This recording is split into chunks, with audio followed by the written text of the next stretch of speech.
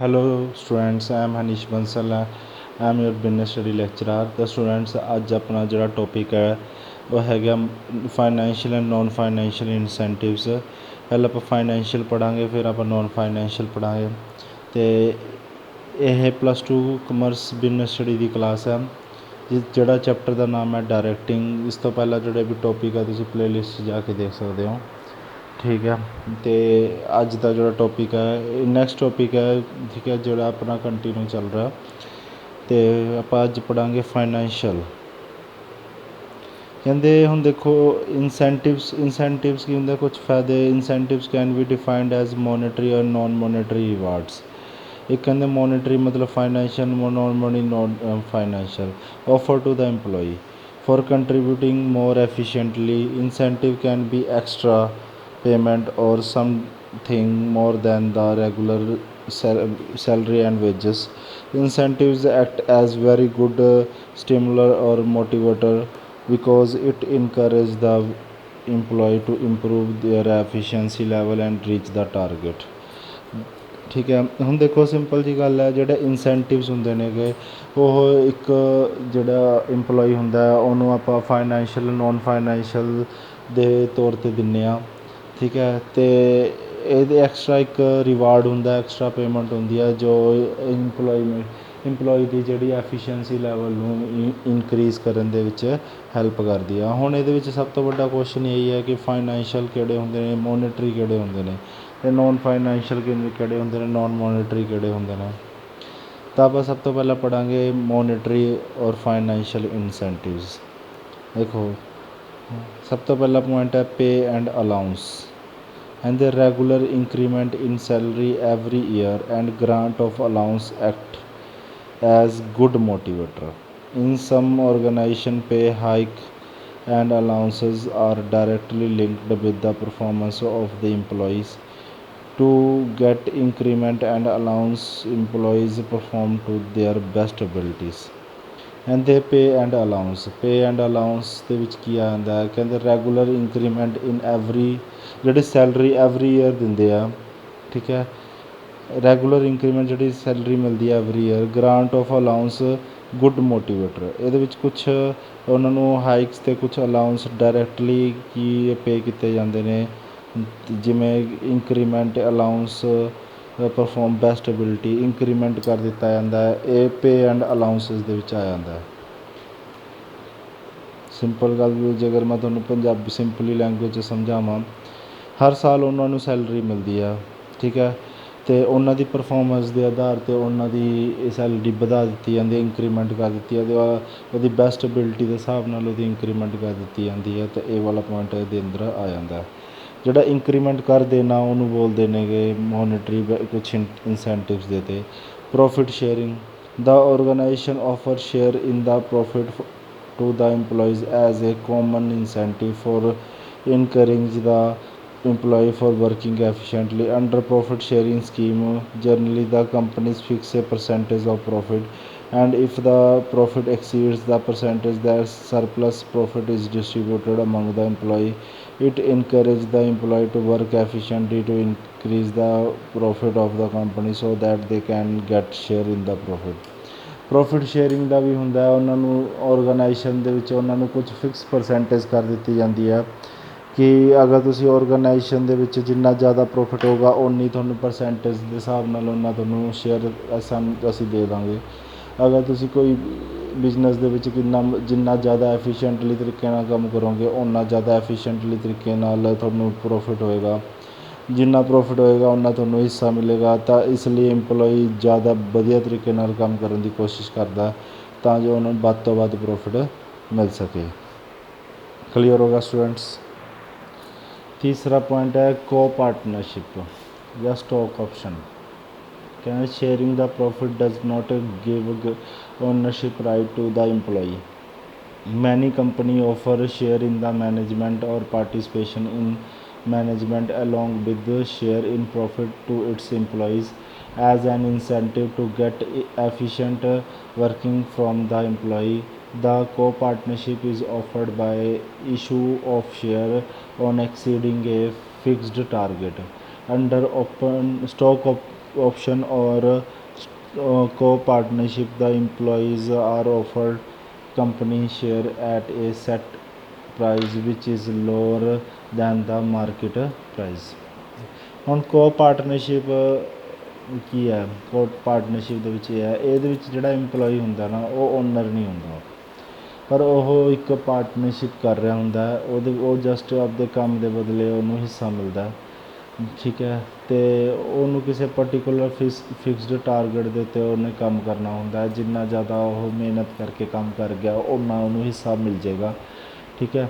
ਤਾਂ ਇਸ ਲਈ ਇਹਨਾਂ ਦੀ ਕੋ ਪਾਰਟਨਰਸ਼ਿਪ ਹੁੰਦੀ ਹੈ, ਪਰ ਜਿਹੜੇ ਇੰਪਲੋਈ ਹੁੰਦੇ ਨੇਗੇ ਉਹ ਓਨਰ ਨਹੀਂ ਹੋ ਸਕਦੇ, ਠੀਕ ਹੈ। ਬਸ ਉਹ ਇੱਕ ਫਿਕਸਡ ਟਾਰਗੇਟ ਦੇ ਉੱਤੇ ਕੰਮ ਕਰ ਰਹੇ ਹੁੰਦੇ ਨੇ, ਜਿੰਨਾ ਜ਼ਿਆਦਾ ਪ੍ਰੋਫਿਟ ਹੋ ਗਿਆ ਉਸ ਹਿਸਾਬ ਨਾਲ ਉਹਨਾਂ ਨੂੰ ਹਿੱਸਾ ਮਿਲ ਜਾਂਦਾ। ਅੱਗੇ ਆਉਂਦਾ bonus. Bonus is a one time extra reward offered to the employee for sharing high performance. Generally, when the employee reach their target or exceed the target, they are paid extra amount called bonus. Bonus is also given in the form of free trips to foreign country, paid vacation or gold. Some company have to scheme to offering bonus during the festival time, Diwali, Christmas, bonus year. Bonus ਕੀ ਹੁੰਦਾ? ਇੱਕ one time reward ਹੁੰਦਾ ਜਿਹਦੇ ਵਿੱਚ ਕੋਈ target ਹੁੰਦਾ ਜਾਂ target ਦੇ ਅਕੋਰਡਿੰਗ ਉਹਨਾਂ ਨੂੰ ਕਿਹਾ ਦਿੱਤਾ ਜਾਏਗਾ, ਜੇ ਤੁਸੀਂ ਇਹ ਟਾਰਗੇਟ ਕੰਪਲੀਟ ਕਰਤਾ ਤੁਹਾਨੂੰ ਐਕਸਟਰਾ ਬੋਨਸ ਮਿਲੇਗਾ। ਜਿਵੇਂ ਤੁਹਾਨੂੰ ਫੋਰਨ ਕੰਟਰੀ ਦੇ ਵਿੱਚ ਵਕੇਸ਼ਨ 'ਤੇ ਟੂਰ ਟ੍ਰਿਪਸ ਦਾ ਬੋਨਸ ਦੇਤਾ, ਜਾਂ ਜ਼ਿਆਦਾਤਰ ਜਿਹੜੀ ਕੰਪਨੀਆਂ ਬੋਨਸ ਫੈਸਟੀਵਲ ਦੇ ਟਾਈਮ ਦਿੰਦੀਆਂ ਨੇਗੀਆਂ, ਜਿਵੇਂ ਦੀਵਾਲੀ, ਕ੍ਰਿਸਮਸ, ਨਿਊ ਈਅਰ ਦੇ ਟਾਈਮ ਦੇ ਉੱਤੇ ਬੋਨਸ ਦੇਣਾ ਪਸੰਦ ਕਰਦੀਆਂ ਨੇ। ਅੱਗੇ ਆਉਂਦਾ students commission. Commission is the common incentive offer to the employee working under sales department. Generally the sale person get the basic salary along with this commission on every sale order. The income of the sale person is directly linked with the effort put in by them. More order mean more commission. Commission ਕੀ ਹੁੰਦਾ? ਕਹਿੰਦੇ commission ਇੱਕ extra benefit ਹੈ ਜਿਹਦੇ ਵਿੱਚ ਉਹਨਾਂ ਨੂੰ ਕਿਹਾ ਜਾਂਦਾ ਕਿ ਜਿੰਨੀ ਜ਼ਿਆਦਾ ਤੁਸੀਂ ਸੇਲ ਕਰੋਗੇ ਉਸ ਬਿਹਾਫ 'ਤੇ ਤੁਹਾਨੂੰ ਜ਼ਿਆਦਾ ਕਮਿਸ਼ਨ ਮਿਲੇਗਾ, ਠੀਕ ਹੈ। ਹੁਣ ਉਹ ਆਪਦੀ ਐਫਰਟ ਲਗਾ ਕੇ ਜਿਵੇਂ ਮਰਜ਼ੀ ਉਹ ਸੇਲ ਕਰਨ, ਠੀਕ ਹੈ, ਡਾਇਰੈਕਟਲੀ ਕਿ ਆਪਦੀ ਐਫਰਟ ਲਗਾਉਣ ਜਾਂ ਜਿੰਨੀ ਮਰਜ਼ੀ ਐਫੀਸ਼ੀਐਂਸੀ ਆਪਣਾ ਦਿਮਾਗ ਯੂਜ਼ ਕਰਨ, ਤਾਂ ਉਹਨਾਂ ਨੂੰ ਪਤਾ ਜੇ ਸੇਲ ਜਿੰਨੀ ਜ਼ਿਆਦਾ ਕਰਨੀ ਉਹਨਾਂ ਨੇ ਐਕਸਟਰਾ ਕਮਿਸ਼ਨ ਉਹਨਾਂ ਨੂੰ ਮਿਲੇਗਾ, ਤਾਂ ਜਿੰਨੀ ਸੇਲ ਕਰਨ 'ਤੇ ਕਮਿਸ਼ਨ ਉਨਾ ਜ਼ਿਆਦਾ ਮਿਲਣਾ, ਤਾਂ ਇਸ ਹਿਸਾਬ ਨਾਲ ਉਹ ਕਮਿਸ਼ਨ ਐਵਰੀ ਜਿਹੜਾ ਸੇਲਮੈਨ ਹੈ ਦਿੰਦਾ ਆਪਦੀ ਜ਼ਿਆਦਾ ਤੋਂ ਜ਼ਿਆਦਾ ਐਫਰਟ ਲਗਾਉਣ ਦੀ ਕੋਸ਼ਿਸ਼ ਕਰਦਾ ਹੈ। ਅੱਗੇ ਆਉਂਦਾ productivity linked with wages incentive. There are certain wages rate plan which offer higher wages for more productivity. For example, under differentiation piece wage system, efficient worker are paid higher wages as compared to inefficient worker. To get higher wages, worker perform efficiently. ਕਹਿੰਦੇ productivity linked with wages incentive. ਕਹਿੰਦੇ ਹੁਣ simple ਹੈ, ਜਿੰਨੇ ਜ਼ਿਆਦਾ product, ਹੁਣ ਮੰਨ ਲਓ ਤੁਹਾਨੂੰ ਇੱਕ ਸਿੰਪਲ ਜੀ ਗੱਲ ਦੱਸਦਾ, ਜਿੰਨੇ ਪ੍ਰੋਡਕਟ ਦਾ ਟਾਰਗੇਟ ਦਿੱਤਾ ਜਾਂਦਾ, ਜਿੰਨੇ ਤੁਸੀਂ ਜ਼ਿਆਦਾ ਪ੍ਰੋਡਕਟ ਪ੍ਰੋਡਿਊਸ ਕਰੋਗੇ ਤਾਂ ਉਸ ਹਿਸਾਬ ਨਾਲ ਤੁਹਾਨੂੰ ਵੇਜਸ ਮਿਲੇਗੀ।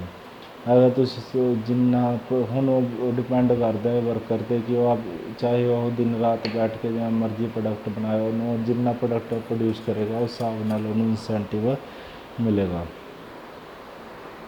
ਅੱਗੇ ਆਉਂਦਾ retirement benefit. Some organizations offer retirement benefits such as pension, provident fund, gratuity to motivate people. These incentives are suitable for employees who have a security and safety need. And the retirement benefit, retirement benefit 'ਚ ਕੀ ਆਉਂਦਾ students? ਕਹਿੰਦੇ ਇਹਦੇ ਵਿੱਚ ਉਹਨਾਂ ਨੂੰ ਕੁਛ provident fund, ਗ੍ਰੈਚੁਟੀ ਮਤਲਬ pension ਵਗੈਰਾ ਦਿੱਤੀ ਜਾਂਦੀ ਹੈ ਤਾਂ ਜੋ ਰਿਟਾਇਰਮੈਂਟ ਦੇ ਟਾਈਮ 'ਤੇ ਉਹ ਆਪਣਾ ਇਸ ਇਨਸੈਂਟਿਵ ਦਾ ਫਾਇਦਾ ਉਠਾ ਕੇ ਆਪਣਾ ਜਿਹੜਾ ਬਾਕੀ ਰਿਹਾ ਟਾਈਮ ਵਧੀਆ ਤਰੀਕੇ ਨਾਲ ਬਤੀਤ ਕਰ ਸਕਣ। ਅੱਗੇ ਆਉਂਦਾ ਪਰਕਸ, ਫਰਿੰਜ ਬੈਨੀਫਿਟ ਐਂਡ ਪਰਕੁਜ਼ਟਸ। ਇਹਦੇ ਵਿੱਚ ਕੀ ਹੁੰਦਾ, ਉਹਨਾਂ ਨੂੰ ਕੁਛ ਹੋਰ ਅਲਾਊਂਸਿਸ ਜਿਵੇਂ ਦੇ ਦਿੱਤੇ ਜਾਂਦੇ ਨੇ ਕਿ ਮੈਡੀਕਲ ਫੈਸਿਲਿਟੀ ਫਰੀ ਕਰਤੀ, ਜਿਵੇਂ ਚਿਲਡਰਨ ਦੀ ਐਜੂਕੇਸ਼ਨ ਫਰੀ ਹੋ ਗਈ, ਹਾਊਸਿੰਗ ਫੈਸਿਲਿਟੀ ਫਰੀ ਹੋ ਗਈ, ਕੁਛ ਇਸ ਤਰੀਕੇ ਦਾ ਬੈਨੀਫਿਟ ਉਹਨਾਂ ਨੂੰ ਮਿਲ ਜਾਂਦਾ ਜੋ ਉਹਨਾਂ ਦੇ ਐਕਸਟਰਾ ਬੈਨੀਫਿਟ ਨਾਲ, ਜਿਸ ਨਾਲ ਇਹ ਫਾਇਦਾ ਹੋ ਜਾਂਦਾ। ਸਿੰਪਲ ਕਲੀਅਰ ਹੋ ਗਿਆ ਸਾਰਿਆਂ ਨੂੰ ਸਟੂਡੈਂਟਸ। ਇਹ ਤਾਂ ਤੁਹਾਡਾ ਸੀਗਾ ਮੋਨਿਟਰੀ ਅਤੇ ਫਾਈਨੈਂਸ਼ੀਅਲ ਇਨਸੈਂਟਿਵਸ ਜੋ ਮੈਂ ਤੁਹਾਨੂੰ ਕਰਾਇਆ। ਹੁਣ ਆਪਾਂ ਪੜ੍ਹਾਂਗੇ ਨੋਨ ਮੋਨਿਟਰੀ ਅਤੇ non financial incentives.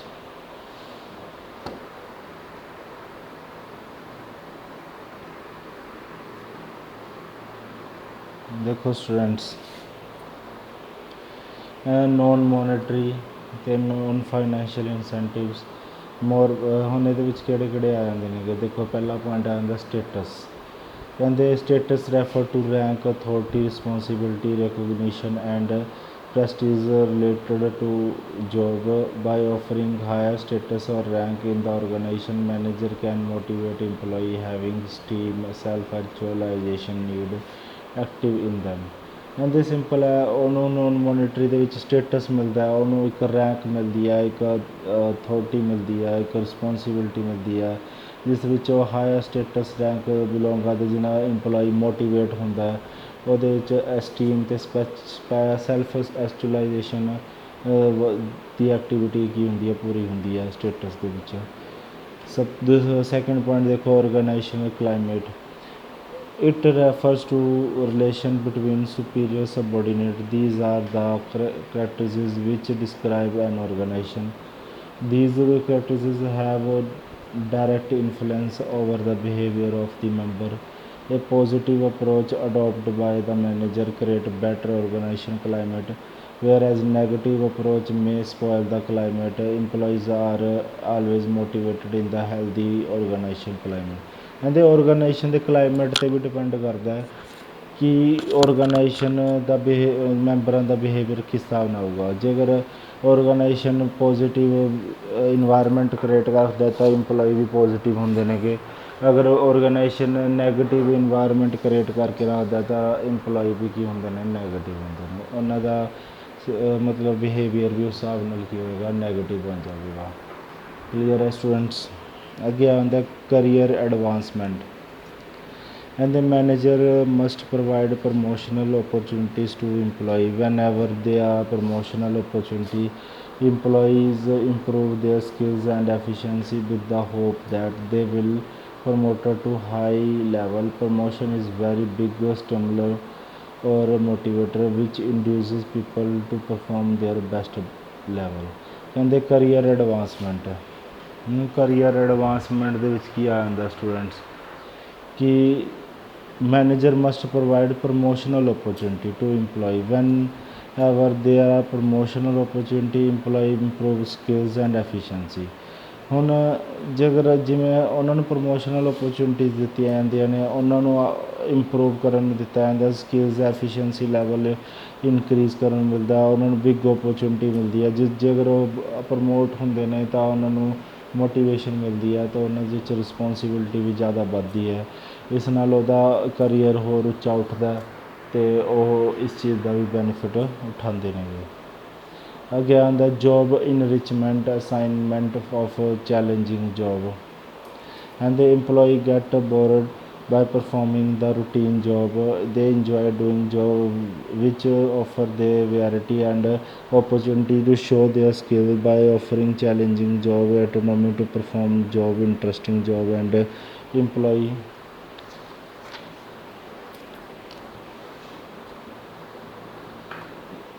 satisfy and they are motivated, interesting and rich and challenging job itself, it is a very good motivator or a stimulator।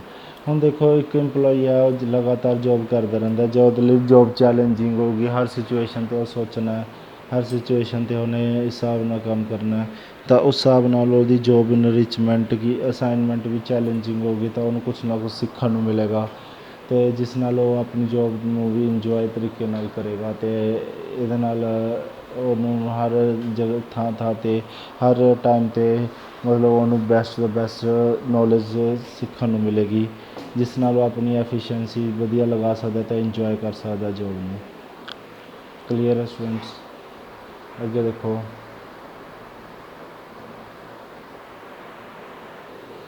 ਦੇਖੋ ਸਟੂਡੈਂਟਸ, ਨੈਕਸਟ ਪੁਆਇੰਟ ਹੈ EMPLOYEE recognition. ਕਹਿੰਦੇ EMPLOYEE recognition ਦੇ ਵਿੱਚ ਕੀ ਹੁੰਦਾ, recognition means giving special regard respect with satisfy ego of subordinate. Ego satisfaction is very good motivator whenever good efforts to the positive attitude are shown subordinate when it is recognized by the superior in public in presence of other employee whenever if there are very many negative attitude mistake is done as subordinate then the discuss is provided private and by calling the employee to in a cabin। ਹੁਣ simple ਹੈ EMPLOYEE recognition. EMPLOYEE ਨੂੰ ਕਿਸ ਤਰੀਕੇ ਨਾਲ recognise ਕਰਨਾ ਚਾਹੀਦਾ। ਅਗਰ ਇੱਕ EMPLOYEE ਨੂੰ ਹਮੇਸ਼ਾ ਸਪੈਸ਼ਲ ਰਿਗਾਰਡ ਅਤੇ ਰਿਸਪੈਕਟ ਦੇਣੀ ਚਾਹੀਦੀ ਹੈ ਆਪਣੇ ਖਾਸ ਕਰਕੇ ਸਬੋਰਡੀਨੇਟ ਨੂੰ। ਅਗਰ ਉਹ ਵਧੀਆ ਕੰਮ ਕਰ ਰਿਹਾ ਤਾਂ ਉਹਨੂੰ ਸ਼ਾਬਾਸ਼ ਦੇਣੀ ਚਾਹੀਦੀ ਹੈ, ਪੋਜ਼ੀਟਿਵ ਐਟੀਟਿਊਡ ਰੱਖਣਾ ਚਾਹੀਦਾ। ਅਗਰ ਜੋ ਨੈਗੇਟਿਵ ਹੈ, ਮੰਨ ਲਓ ਉਹਨੇ ਕੁਝ ਗਲਤੀ ਕੀਤੀ ਹੈ ਤਾਂ ਉਹਨੂੰ ਸਪੈਸ਼ਲੀ ਪ੍ਰਾਈਵੇਟਲੀ ਤਰੀਕੇ ਨਾਲ ਉਹਨੂੰ ਬੁਲਾ ਕੇ ਉੱਥੇ ਉਹ ਡਿਸਕਸ਼ਨ ਕਰਨਾ ਚਾਹੀਦਾ, ਨਾ ਕਿ ਸਭ ਦੇ ਸਾਹਮਣੇ ਮਤਲਬ ਉਹਦੀ ਰਿਸਪੈਕਟ ਨੂੰ ਠੇਸ ਪਹੁੰਚਾਉਣੀ ਚਾਹੀਦੀ ਹੈ। ਉਸ ਤੋਂ ਬਾਅਦ ਆ ਜਾਂਦਾ ਜੋਬ ਸਿਕਿਉਰਿਟੀ। ਜੋਬ ਸਿਕਿਉਰਿਟੀ ਦੇ ਵਿੱਚ ਕੀ ਆਉਂਦਾ students, job security means life time bonding between EMPLOYEE and organisation. Job security means giving permanent and confirmation letter. Job security ensures satisfy and security need, but if it may have negative impact. Once the employee get job secured, they lose interest in job. For example, government employees do not perform efficiently as they have no fear of losing job. Job security must be given with some terms and condition। ਕਹਿੰਦੇ job ਜਿਹੜੀ security ਹੁੰਦੀ ਹੈ, ਹੁਣ ਉਹ life time bonding ਹੁੰਦੀ ਹੈ ਜਿਵੇਂ ਉਹ EMPLOYEE ਅਤੇ ਆਰਗੇਨਾਈਜੇਸ਼ਨ ਦੇ ਵਿੱਚ, ਠੀਕ ਹੈ। ਉਹਦੀ ਹੁਣ ਜਿੱਦਾਂ ਜੋਬ ਸਿਕਿਉਰਿਟੀ ਦਾ ਮਤਲਬ ਹੁੰਦਾ ਜੇਕਰ ਆਪਾਂ ਇੱਕ ਗੌਰਮੈਂਟ EMPLOYEE ਹੈ ਤਾਂ ਆਪਾਂ ਜੇਕਰ ਐਫੀਸ਼ੀਐਂਟਲੀ ਕੰਮ ਨਹੀਂ ਕਰਦੇ ਤਾਂ ਆਪਾਂ ਨੂੰ ਕੋਈ ਡਰ ਵੀ ਨਹੀਂ ਹੈਗਾ ਆਪਣੀ ਜੋਬ ਚਲੀ ਜਾਏਗੀ। ਬਸ ਕੁਛ ਟਰਮ ਐਂਡ ਕੰਡੀਸ਼ਨਸ ਨੇ, ਪਰ ਜੇ ਪ੍ਰਾਈਵੇਟਲੀ ਗੱਲ ਕਰੀਏ ਤਾਂ ਆਪਾਂ ਨੂੰ ਆਪਣੀ ਹਰ ਰੋਜ਼ ਚੈਲੰਜਿੰਗ ਹੁੰਦਾ, ਆਪਾਂ ਨੂੰ ਡਰ ਹੁੰਦਾ ਕਿ ਆਪਾਂ ਜੇਕਰ ਇਹ ਕੰਮ ਨਹੀਂ ਕਰਾਂਗੇ ਤਾਂ ਆਪਣੀ ਜੋਬ ਚਲੀ ਜਾਏਗੀ। ਇਹ ਸਾਰੀ ਚੀਜ਼ਾਂ ਜੋਬ ਸਿਕਿਉਰਿਟੀ ਦੇ ਅੰਦਰ ਆ ਜਾਂਦੀਆਂ ਨੇ, ਪਰ ਗੌਰਮੈਂਟ 'ਚ ਇਹ ਫਾਇਦਾ ਹੋ ਜਾਂਦਾ। EMPLOYEE participation, it means involving employee in decision making, especially when decisions are related to work. Employee follow the decision more sincerely when they are taken in consultation with them. For example, if target production is fixed by consulting employee, then he will try to achieve the target more sincerely। EMPLOYEE participation ਕਹਿੰਦੇ EMPLOYEE participation ਬਹੁਤ ਜ਼ਿਆਦਾ sincere ਤਰੀਕੇ ਨਾਲ ਹੋਣਾ ਚਾਹੀਦਾ। ਉਸ ਹਿਸਾਬ ਨਾਲ ਅਗਰ ਕੋਈ ਟਾਰਗੇਟ ਪ੍ਰੋਡਕਸ਼ਨ ਦਿੱਤਾ ਤਾਂ EMPLOYEE ਨੂੰ ਪੂਰੀ ਉਸ ਟਾਰਗੇਟ ਨੂੰ ਸਿੰਸੀਅਰ ਤਰੀਕੇ ਨਾਲ ਅਚੀਵ ਕਰਨਾ ਚਾਹੀਦਾ। ਜਿੰਨੀ ਜ਼ਿਆਦਾ EMPLOYEE ਦੀ ਵਧੀਆ ਪਾਰਟੀਸਪੇਸ਼ਨ ਹੋਊਗੀ ਉਨਾ ਜ਼ਿਆਦਾ ਟਾਰਗੇਟ ਵਧੀਆ ਤਰੀਕੇ ਨਾਲ ਅਚੀਵ ਹੋਏਗਾ। Autonomy, employee empowerment, it means giving more freedom to subordinate. This empowerment develop confidence in employee. They use positive skill to improve that they are performing to best when freedom is given to them। ਕਹਿੰਦੇ ਹੁਣ ਇਹਦੇ ਵਿੱਚ ਇਹ ਹੈ ਕਿ it means giving more freedom to subordinate। ਅਗਰ ਆਪਾਂ ਕੁਛ ਫਰੀਡਮ ਦੇਵਾਂਗੇ ਆਪਣੇ ਸਬੋਰਡੀਨੇਟ ਨੂੰ ਤਾਂ ਉਹ ਆਪਣੇ ਕੌਨਫੀਡੈਂਸ ਨਾਲ ਕੁਛ ਕੰਮ ਕਰੇਗਾ ਤਾਂ ਆਪਣੀ ਸਕਿੱਲਸ ਯੂਜ਼ ਕਰੇਗਾ, ਤਾਂ ਹੀ ਜਾ ਕੇ ਉਹ ਕੰਮ ਨੂੰ ਬੈਟਰ ਕਰ ਸਕਦਾ ਹੈ। ਅਗਰ ਆਪਾਂ ਉਹਨੂੰ ਬੰਦ ਕੇ ਰੱਖਾਂਗੇ, ਹਾਂ ਵੀ ਇਹ ਕੰਮ ਉਹਦੇ ਅਕੋਰਡਿੰਗ ਹੀ ਚੱਲਣਾ, ਸਾਰਾ ਕੁਛ ਉਸ ਦੇ ਅਕੋਰਡਿੰਗ, ਤਾਂ ਉਹਨੂੰ ਕੁਛ ਸੋਚਣ ਨੂੰ ਨਹੀਂ ਮਿਲੇਗਾ ਜਿਸ ਨਾਲ ਉਹਦੀ EMPLOYEE ਦੀ ਕਦੇ ਵੀ ਸਕਿੱਲਸ ਇੰਪਰੂਵ ਨਹੀਂ ਹੋ ਪਾਉਣਗੀਆਂ। ਤਾਂ ਇਹ ਆਪਾਂ ਨੇ ਮੋਨੀਟਰੀ ਅਤੇ ਨੋਨ ਮੋਨੀਟਰੀ ਇਨਸੈਂਟਿਵਸ ਕਰ ਲਏ। ਜੋ ਆਪਾਂ ਨੂੰ ਨੋਨ ਮੋਨੀਟਰੀ ਤੌਰ 'ਤੇ ਵੀ ਕੁਝ ਬੈਨੀਫਿਟਸ ਮਿਲਦੇ ਨੇ, ਮੋਨੀਟਰੀ ਦੇ ਵੀ ਥਰੂ ਵੀ ਮਿਲਦੇ ਨੇ। ਤਾਂ ਤੁਹਾਨੂੰ ਕਲੀਅਰ ਹੋ ਗਿਆ ਸਟੂਡੈਂਟਸ। ਨੀਚੇ ਕੁਛ MCQs ਨੇ ਅਤੇ ਕੇਸ ਸਟੱਡੀਜ਼ ਨੇ, ਤੁਸੀਂ ਤੁਹਾਡਾ ਹੋਮਵਰਕ ਹੈ, ਤੁਸੀਂ ਖੁਦ ਸੋਲਵ ਕਰਕੇ ਦੇਖਣਾ ਚਾਹੀਦਾ। ਕਨਸੈਪਟ ਕਲੀਅਰ ਹੋ ਗਿਆ। ਜੇ ਅਗਰ ਕੋਈ ਡਾਊਟ ਹੋਇਆ ਇਹਦੇ ਵਿੱਚ ਤਾਂ ਮਤਲਬ ਜ਼ਰੂਰ ਤੁਸੀਂ ਪਰਸਨਲੀ ਨੰਬਰ 'ਤੇ ਪੁੱਛ ਸਕਦੇ ਹੋ ਜਾਂ ਕਮੈਂਟ ਕਰ ਸਕਦੇ ਹੋ। ਕਲੀਅਰ ਹੈ ਗੱਲ। ਤਾਂ ਆਪਣਾ ਖਿਆਲ ਰੱਖੋ, ਸੁਰੱਖਿਅਤ ਰਹੋ। ਜੈ ਹਿੰਦ।